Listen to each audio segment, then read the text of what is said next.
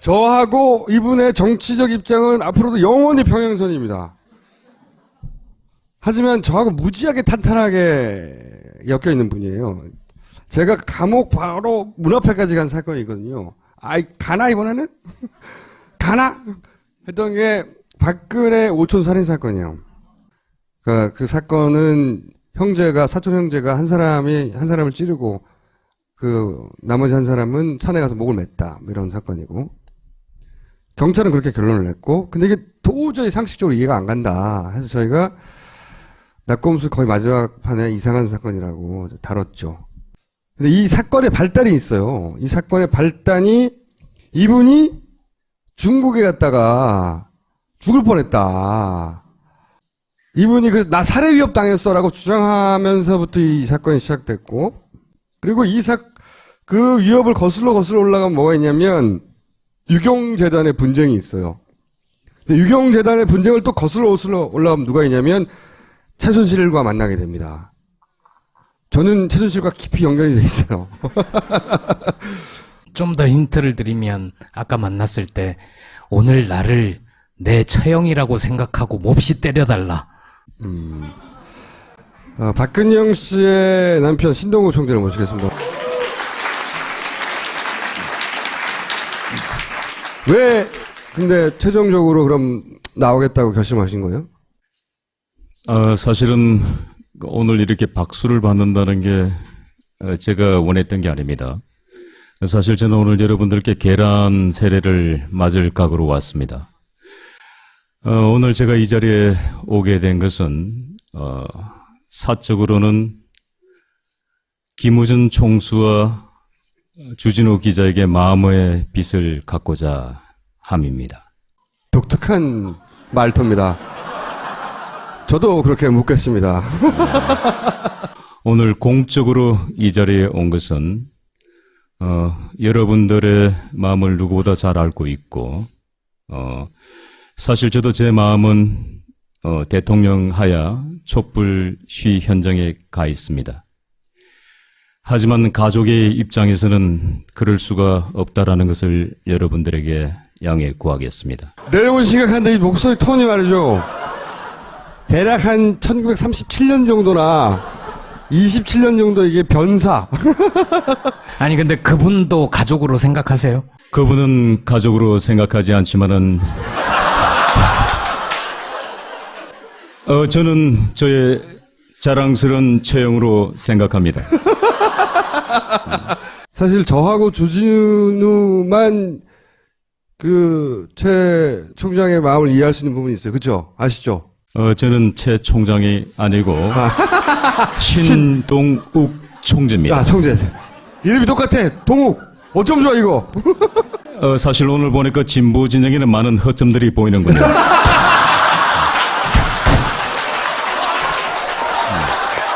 본인이 처음 최순실 씨의 존재를 안 건 언제예요?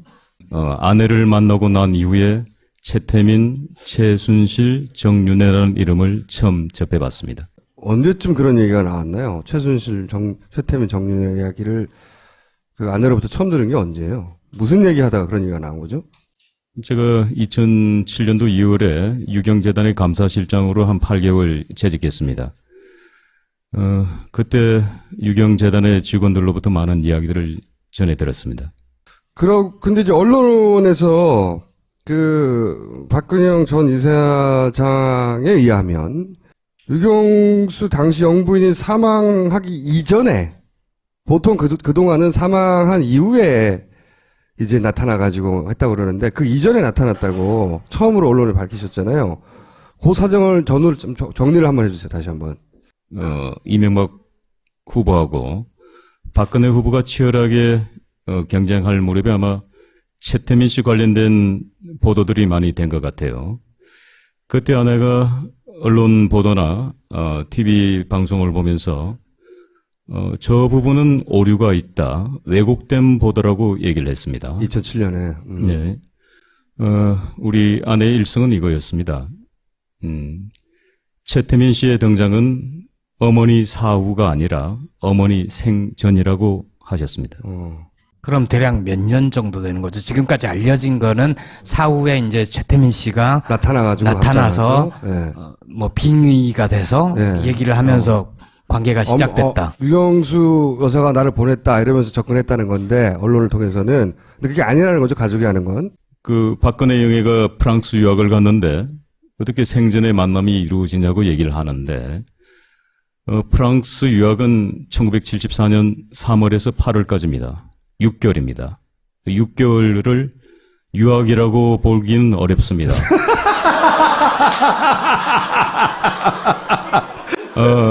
6개월은 단기 의학 연수입니다.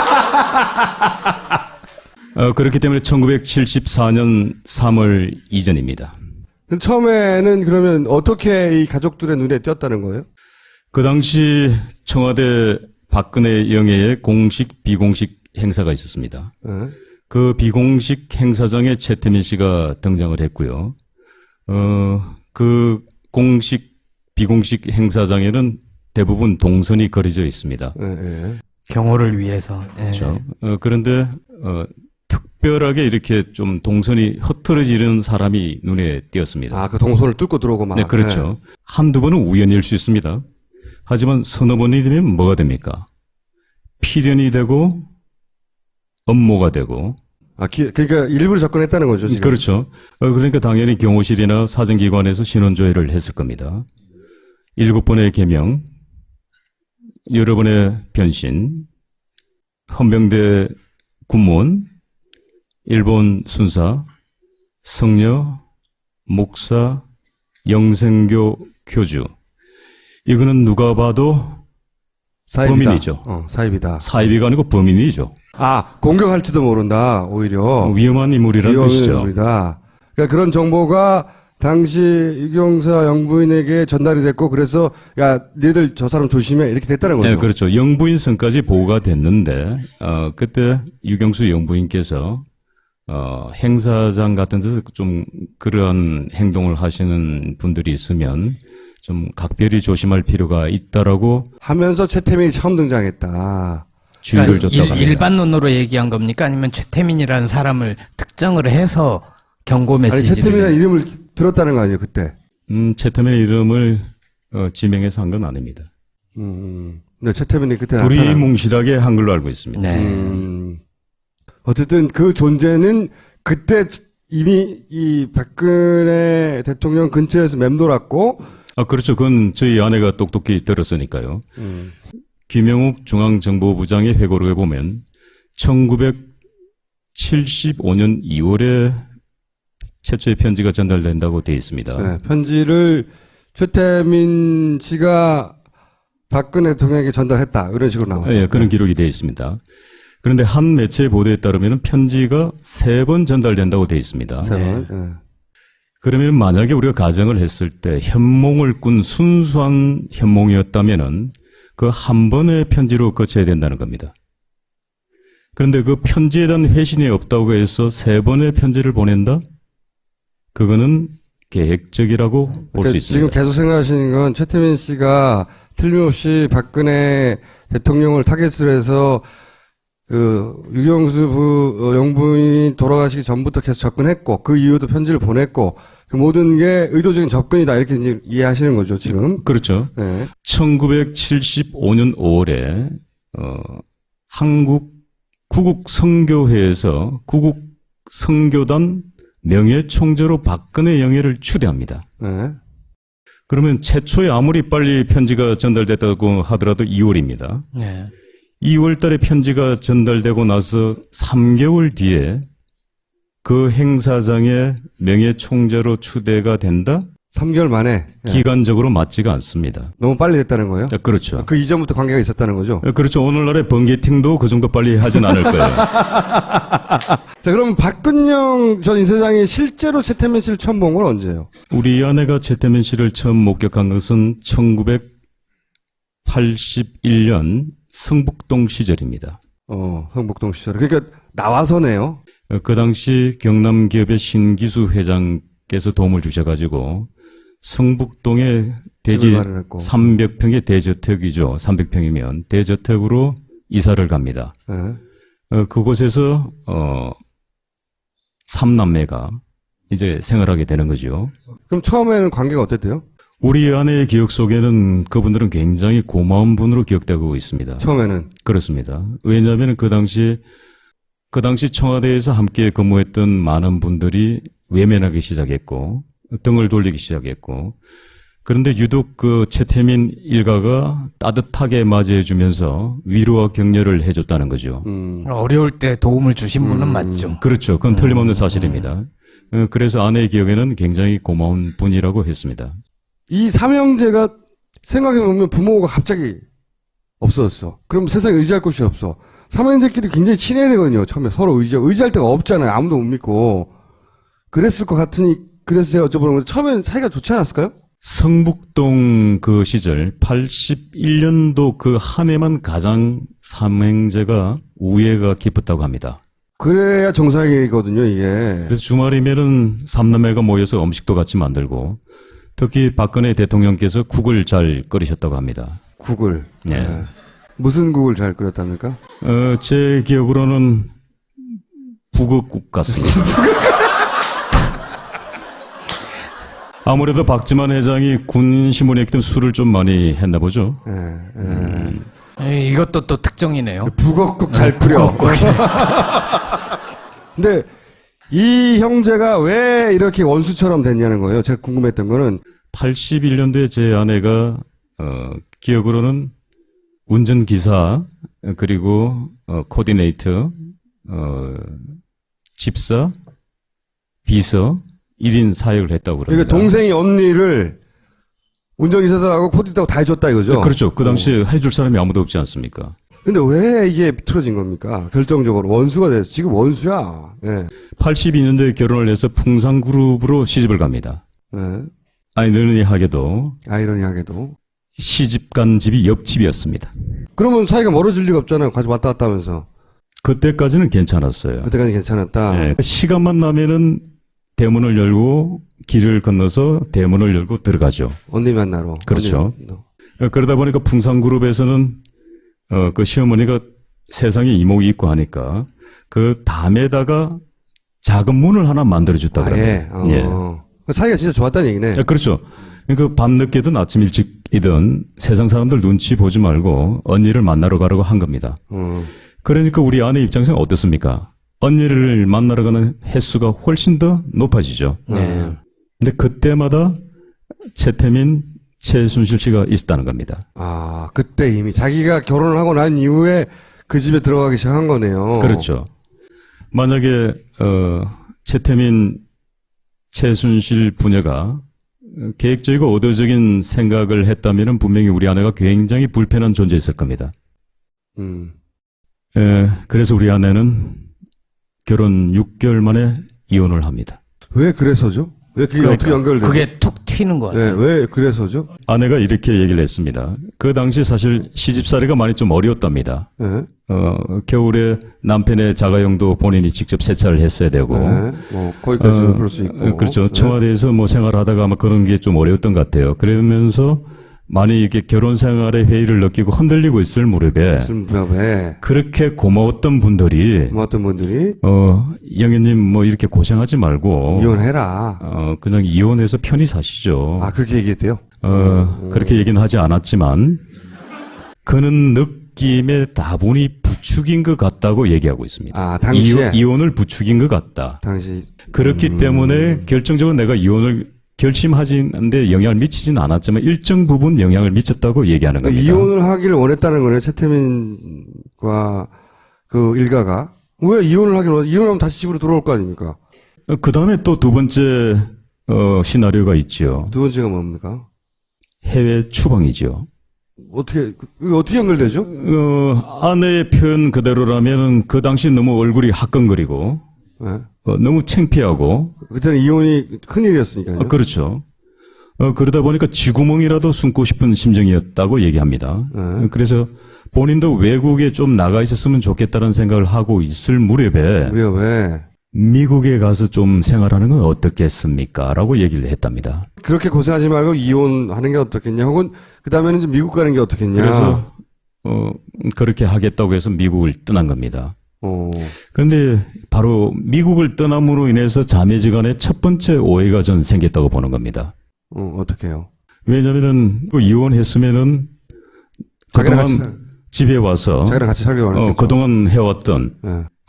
운전기사도 하고 코디네이트도 하고 집사도 하고 과거로 다시 돌아가야 되는데 같이 해야 지냈던 사이인데 되는데 예. 왜 날 두고 미국을 간다는 거야라고 오해할 수 있는 겁니다. 이제 날 버려두고 오겠죠. 그렇죠. 여기서 최태민 씨가 박근혜 대통령한테 뭐라고 했을지를 모르는 거죠, 우리가. 아주 버리고 간다고 말했을 수도 있어요. 저도 그렇게 생각합니다. 얼마나 있다가 돌아왔나요? 1년 동안은 꼬박꼬박 그 달, 그 날짜에 생활비가 들어왔다고 그럽니다. 최태민 사이드로부터 아니면 어디서부터요? 언니가 물론 보내준 언니로부터 돈은 나오겠지만 송금하는 주체는 최태민, 최순실 또는 그 가족이겠죠. 통장 관리해주고 돈, 그러면서 재산이나 이런 걸 파악하기 시작했겠네요. 그런데 이제 1년이 경과되자마자 예. 이 송금되는 횟수가 들쑥, 날쑥 하더라는 겁니다. 그 당시 박근혜 영예가 우리 아내가 미국으로 간 다음에 유경재단 이사장으로 취임을 합니다. 예. 그리고 최태민 씨가 곧바로 유경재단 고문으로 들어갑니다. 그 이후에 정윤회 씨가 최태민 씨의 수행 비서 겸 경호원 자격으로 들어옵니다. 예. 그리고 그 무렵에 최순실 씨가 부설 유치원 원장을 합니다. 그러니까 최태민 씨가 그 유경재단에 치고 들어간 건 박근영 씨가 미국에 간 이후로 그렇죠. 간 이후로 치고 들어갔고 그렇죠. 그 과정에서는 박근영 씨 미국에서 모르고 있었고 아예. 그렇죠. 그러고 나서 돌아왔어요. 그다음 어떻게 됩니까? 최태민 씨 인척으로 보는 사람이 집을 한 채 계약하러 가자고 그랬다고 그래요. 최태민 씨 인척이. 예. 그래 얼쑤 좋구나 하고 반포동으로 갔다 그래요. 그래서 반포동에서 한신 아파트 한 채를 계약했답니다. 그게 우리 아내가 그 당시 소유했던 유일한 재산 하나입니다. 예. 그러고 나서 본인은 미국으로 다시 돌아갔는데 미국에서 와서 계약하고 다시 갔다. 미국으로 예. 돌아갔는데 87년도에 다시 이제 또 비자를 연장해야 되는데 예. 그때는 이제 정말 돈이 없어가지고 우리 아내 표현 그대로 하자면은 예. 비행기 싹을 하숙집에서 꿔가지고 한국에 들어왔습니다라고 했습니다. 돈도 안 보내주니까 네, 제대로. 돈이 없었다는 거죠. 근데 그때 한국에 돌아오니까 이제 한국에서는 숙모회라는 단체가 이제 그때 결성이 된 겁니다. 숙모회. 박정희 대통령과 유경수 영부인을 존경하는 사람들. 근데 그분들이 이제 최태민 일가의 유경재단 전행을 용서하기가 곤란한 지경이 된 거죠. 저거 지금 박근혜 대통령 끼고 빼먹는 거다. 그렇죠. 라고 생각을 했다는 거죠. 그때 그렇죠. 이미. 예, 그렇죠. 네, 그래서. 그렇게 있는 와중에 문제는 이분들이 유경재단하고 직접적인 이해관계가 없는 분들이에요. 숙모의 분들이. 그러다 보니까 직접적인 이해관계에 누군가가 필요했던 겁니다. 박지만 회장은 군인 신분이었으니까 안 되는 거고요. 그때 때만큼 저희 아내가 이제 비자를 연장으로 한국에 들어온 겁니다. 그렇게 해서 그분들과 자연스럽게 만난 거예요. 그리고 그분들이 설득을 했고, 그동안 아내가, 피부로 느끼고, 눈으로 보고, 귀로 듣고, 했던 것들과 이 모든 이야기들을 조합해서 언니로부터 최태민 씨를 떼놔야 되겠다. 멀리 해야 되겠다는데 이제 동참을 하게 된 겁니다. 그래서 실제 이런 것도 보냈죠. 요거는 이제 1990년입니다. 그 90년. 이후입니다. 그 이후. 노태우 대통령한테 보낸 거죠? 그렇죠. 그 이후죠. 언론에서 그거 많이 왜곡되어 있는 보도 중에 하나가 자매지간에 싸움을 해서 여동생이 언니의 유경재단을 뺏었다라고 보도가 거기 뭐 정설화되어 있습니다. 그게 아니고 우리는 최태민 씨를 나가라고 한 것이다. 언니는 그대로 이사장을 하라는 것이고 언니를 보호하려고 그걸 한 것이라고 얘기하고 있습니다.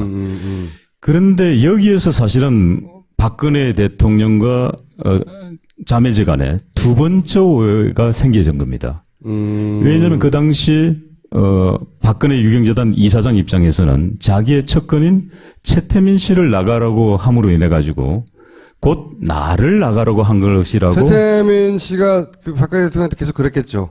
우리 다 자르려고 하는 거다. 충분히 그렇게. 동생이 네 거 뺏으려고 하는 거다. 이렇게 얘기했죠. 그래서 그날 밤에 우리 아내를 삼성동 자택으로 불렀답니다. 그러고 나서 언니께서 그동안 내가 유경재단을 경영을 했으니 이제는 동생이 어머니의 유저 유언을 잘 받들으라고 이사장 직위를 넘겨줬다는 거죠. 그때는 처음에는 예.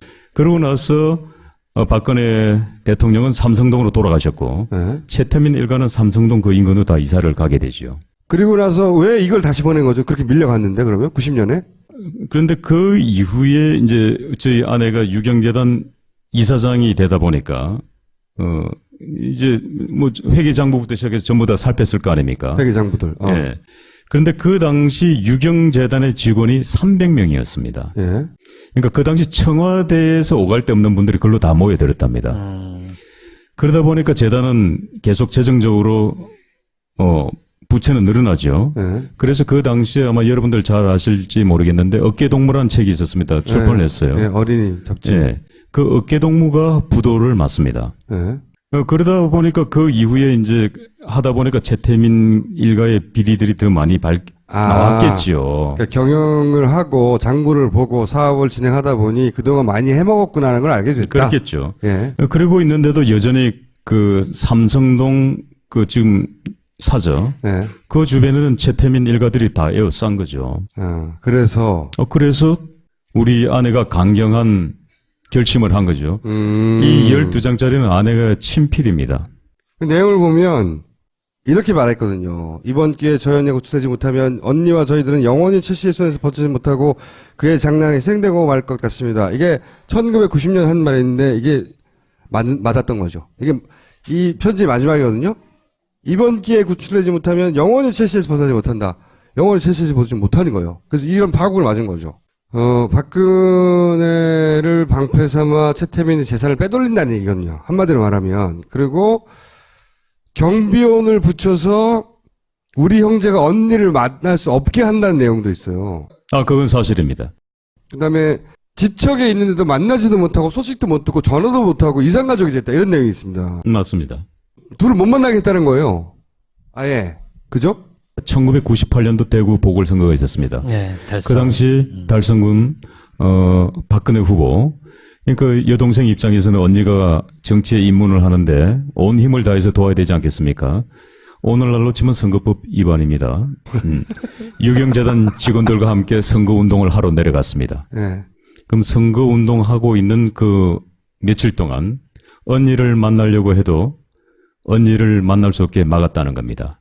최태민 쪽 일가가. 그 막은 사람들은 여러분들이 잘 알고 계시는 3인방 그룹이 아마 그걸 전담마크 매니했던 것 같습니다. 단절된 거네, 완전히. 그렇죠. 그게 결정적으로 1990년 이 탄원서가 자매지간에는 이제 건널 수 없는 강. 건널 수 없는 강을 건너버린 겁니다. 최태민을 욕을 하면 박근혜 대통령이 이제 박근영 전 이사장한테 그렇게 말을 했다고. 천벌을 받는다고. 그래서 우리 아내가 천벌을 지금 받고 있지 않습니까? 아니요, 그건 언론에 대놓고 한 얘기예요. 천벌을 받는다. 아니, 천벌이라는 용어를 잘 써요. 근데 제가 이 질문을 왜 하냐면, 최태민 씨가 이렇게 엄마로 빙의해서 박근혜 대통령에게 뭐 이렇게 뭘 했다는 이런 얘기를 들어본 적 없다고 하십니까? 그 얘기는 들어본 적은 없습니다. 최순실 씨를 후계자로 지목했다고 하니, 그런데 능한 능력이 최순실 씨한테 있었나 보죠. 나는 최순실 씨 같은 경우는 그런 재주가 난 별로 없을 거라고 봅니다. 영매로서의 역할을 하지는 그렇죠. 못했을 거다. 그분이 돈 씀씀이가 이렇게 해부잖아요. 네. 그러니까 그런 분들을 뛰어난 사람들한테 가서 도로 물어볼 것 같아요. 실제 무당을 옆에 둔 정치 지도자들 많아요. 다른 나라도 있어요. 재벌로도 많이 있습니다. 근데 이제 그런 사람들하고 이 케이스 차이는 뭐냐면 그런 사람들은 참고하고 또는 자기가 그렇게 됐으면 좋겠으니까 그런 얘기를 듣고 싶은 거고 답답하니까 가는 거고 그리고 평상시에는 관계가 없어요. 재산 관리인 그야말로 재산 관리인이면 자기가 부리는 사람이에요. 이 관계가 지금 역전된 걸로 보이는데 그래서 제가 이제 최근까지 이제 사태를 쭉 보다가 내가 뭔가 놓친 게 없을까 그러다가 제가 무슨 얘기를 들은 적이 있냐면 많이 이것도 회자된 얘기입니다. 둘 사이에 호칭이 엄마다. 언니가 아니고. 그러니까 저는 처음 그 얘기 들었을 때 최순실 씨가 박근혜 대통령을 엄마라 부르나 보다. 4살밖에 차이 안 나는데. 그 최태민 씨하고 영적인 부부 네, 관계. 영적인 부부라고 하니 엄마로 볼 수도 있지 않을까 이렇게 오랫동안 생각해 왔어요. 그래서 최근에 문득 무슨 생각이 들었냐면 엄마라는 호칭이 등장했다는 건 기사사에 많이 그리고 다들 최순실 씨가 엄마를 부른다고 거꾸로 아니냐? 위험한데. 이건 저의 추정이 한번 들어보세요. 그러니까 유경수가 빙의 최태민 그거 분명히 했을 거예요. 최순실이 내 능력을 물려받았다. 그러면 최순실은 엄마가 되는 거예요. 최순실도 언제나 유경수 여사를 불러내서 빙의할 수 필요할 있다. 때면 빙의해가지고 이래라 저래라 시키고. 둘 사이를 본 적이 없으면 모르겠지만 무당이 그걸 안 한다는 건 말이 안 돼. 그리고 무려 40년간 사람을 붙들어 두려면 재산이나 이런 걸로 되지 않나요? 이런 비슷한 얘기를 들어보신 적이 있어요? 전 들어보지 못했습니다. 못하셨죠? 엄마라는 호칭이 돌아다닌다는 거를 그렇게 뒤집어 생각해보면 모든 게 이해가 간다 이거지. 이건 나의 가설이에요. 무려 30년 넘게 아직도 대통령이 되고 나서도 이렇게까지 하냐 이거예요. 최순실이 박근혜 대통령에게 이래라 저래라 하는 구조다. 이게 어떻게 가능하냐고 일반적으로. 엄마 미스테리라는 거야. 나는 이 엄마 미스테리만 풀면 모든 우리가 다 풀린다고 저는 생각합니다. 이 얘기도 나왔네요. 김재규 항소 이웃에 등장해요. 꿈에 유경수 여사가 나타나 그녀를 도와주려고 했다는 편지 3번에 걸쳐 보냈다. 박근혜에게 3번에 걸쳐. 왜 정돈 씨가 하는 얘기가 중요하냐면요. 2007년에 CD가 돌았거든요. 소위 말해서 박근혜 파일이 돌았어요. 그러니까 소위 네거티브 쪽의 총책임자. 그 CD를 본 사람이에요. 이 양반이. 그때 본 게 있는 거예요.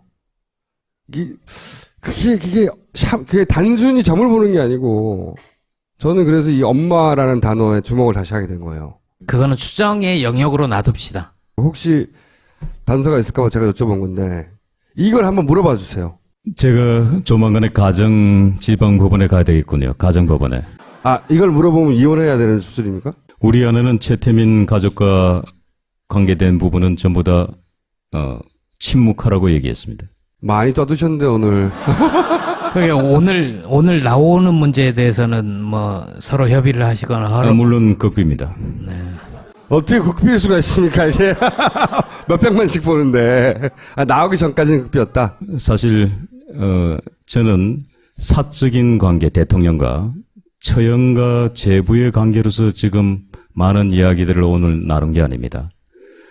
저는 정치를 하는 사람이고 공화당 총재로서 한국 현대사에서 박정희 대통령 가문과 최태민 일가의 40년 흑막사를 바로잡지 않고서는 대한민국의 미래는 없다. 그렇기 때문에 이 부분에 여러분들과 함께 그 난해한 과제들을 풀어보고자 와 있는 것입니다. 오늘 여기까지 하고요. 다음에는 이런 얘기 말고요. 아니, 공화당의 집권 전략 뭐 이런 거 한번 여쭤봐요. 하나의 집권 전략도 있겠죠. 분명히 있습니다. 그 얘기는 제가 따로 듣기로 하고요. 근데 틀림없는 사실은 말이죠. 최태민 일가가 박근혜 대통령에게 옷으로 다가온 건 사실입니다. 옷이요? 그 추운 겨울에 따뜻한 방한복으로 다가온 건 사실입니다. 그런데 그 옷이 세월이 흘러서 어느 날 피부가 되어버린 겁니다. 피부가 돼버렸고. 그리고 또 세월이 흘러서 어느 날 오장육부가 된 겁니다. 네. 이게 제 결론입니다. 그 옷 얘기하니까 생각나는데 옷을 계속 만들어줬잖아요. 옷은 뭐 다른 의상실 많습니다. 근데 굳이 꽃 옷을 왜 만들어줬을까 항상 의문이었어요. 제가 조금 전에 의문을 풀어드렸지 않습니까? 옷으로 다가왔지 않습니까? 그런 것도 있는데 저는 그게 의식이라고 생각이 들었어요. 자, 여기까지 하겠습니다. 오늘 감사합니다. 네, 고맙습니다. 본격 직장인 드라마 공생 대리운전 편. 부장님 가볍게 한잔 하시죠. 어우, 나 차 가져왔는데. 아예 착한 콜 대리운전이 있잖아요. 아, 부를 때마다 500원이 기부되는 착한 콜. 딴지가 기부 내역을 검증한 착한 콜 1800-9998 대리운전도 믿고 맡기세요. 꽃 배달은 1800-9222, 퀵 서비스는 1800-9668로 착한 콜 하실 수 있습니다. 저하고 이분의 정치적 입장은 앞으로도 영원히 평행선입니다. 하지만 저하고 무지하게 탄탄하게 엮여 있는 분이에요. 제가 감옥 바로 문 앞에까지 간 사건이 있거든요. 아이, 가나, 이번에는? 가나? 했던 게 박근혜 오촌 살인 사건이에요. 그러니까 그 사건은 사촌 형제가 한 사람을 찌르고 나머지 한 사람은 산에 가서 목을 맸다. 뭐 이런 사건이고. 경찰은 그렇게 결론을 냈고, 근데 이게 도저히 상식적으로 이해가 안 간다. 해서 저희가 낙검수 거의 마지막 판에 이상한 사건이라고 다뤘죠. 근데 이 사건의 발달이 저의 자랑스러운 처형으로 생각합니다. 사실 저하고 주진우만 최 총장의 마음을 이해할 수 있는 부분이 있어요. 그죠? 아시죠? 저는 최 총장이 아니고 신동욱 총재입니다. 총재세요. 이름이 똑같아. 동욱. 어쩜 좋아 이거. 사실 오늘 보니까 진보 진영에는 많은 허점들이 보이는군요.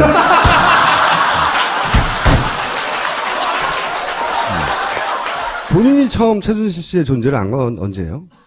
아내를 만나고 난 이후에 최태민, 최순실, 정윤회라는 이름을 처음 접해봤습니다. 총재를 모시겠습니다. 왜 근데 최종적으로 그럼 나오겠다고 결심하신 거예요? 사실은 오늘 이렇게 박수를 받는다는 게 제가 원했던 게 아닙니다. 사실 저는 오늘 여러분들께 계란 세례를 맞을 각오로 왔습니다. 오늘 제가 이 자리에 오게 된 것은 사적으로는 김우준 총수와 주진우 기자에게 마음의 빚을 갚고자 함입니다. 독특한 말투입니다. 저도 그렇게 묻겠습니다.